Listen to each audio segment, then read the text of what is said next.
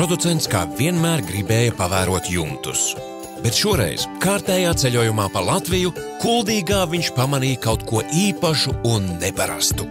Jumts, kurš pārņēmis māju. Kā tas iespējams? Skatoties uz šo māju, liekas, ka mēs varētu atrasties Nīderlandē, Beļģijā vai, piemēram, Vācijā. Bet nē, mēs atrodamies Kuldīgā pie Ventes. Un šoreiz runāsim par materiālu, kurš palēnām, bet sāk ienākt arī pie mums Latvijā. Sveiks! Kas tad šis ir par materiālu? Tas ir šķietcementa plāksnītes jumtam un fasādei, saucās Dakora. No kā šis materiāls sastāv un kur tas tiek ražots? Materiāls ir taisīts no šķietcementa, kas ir cements, PVA šķiedrs un ūdens, ražots tiek Beļģijā.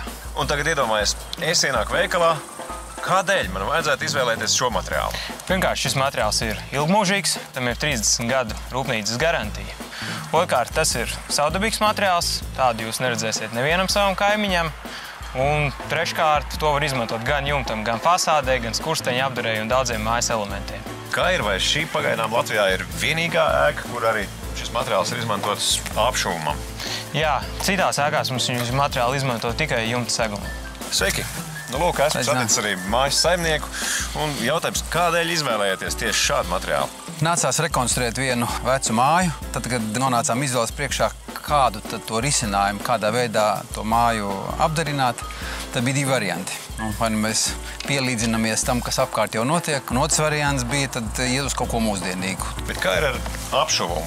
Jo mēs taču esam ievērojuši, ka Latvijā uz sienām kā apšuvums, piemēram, jumtas kārtas vai arī dakstiņi netiek izmantot. Kādēļ šis materiāls tiek izmantots arī kā apšuvums? Tāpēc, ka šis materiāls ir viegli kopjams, to nomazgā pat lietus. Viņš ir izturīgs pret UV starojumu, tas nozīmē, ka nebūs jāpārkrāso pēc ilgāka laika. Tāpatās arī materiālam ir ilgs garantijas termiņš, kas fasādē ir ļoti būtiski. Ja es gribētu dēļus likt, kāds man pierunā tomēr ar šo materiālu?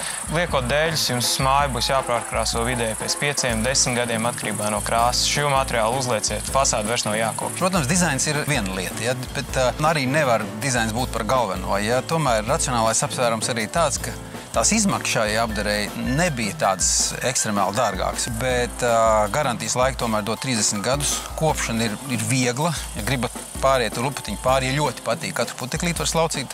Gluds, vienkārši, labi kopjams materiāls. No šejienes izskatās, ka jumta vispār tā kā nebūtu.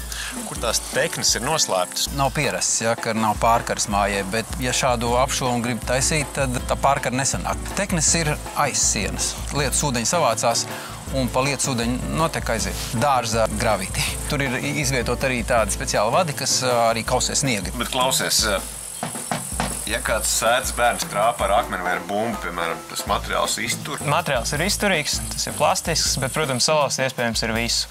Tāpēc ir iespēja arī nomainīt atsevišķas plāksnītes, ja tas ir nepieciešams. Plošinis cementas.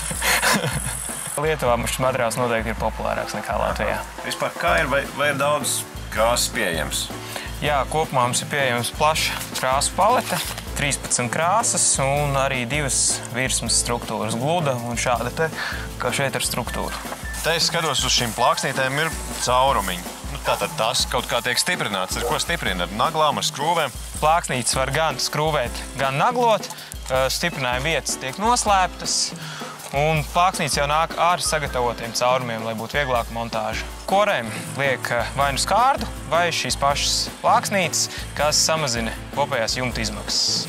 Tas ir ļoti labi. Tas ir kaut kas savādāks, oriģināls, un es domāju, neviens cilvēks nepies garām, neatskaties uz šādu māju. Aha. Izvēlējāmies ļoti mūsdienīgu, savdabīgu, diezgan eksperimentālu apdari mājai, un tajā pilsētvidē, kas te apkārt esam ienesuši droši vien kaut kādu jaunu akcentu.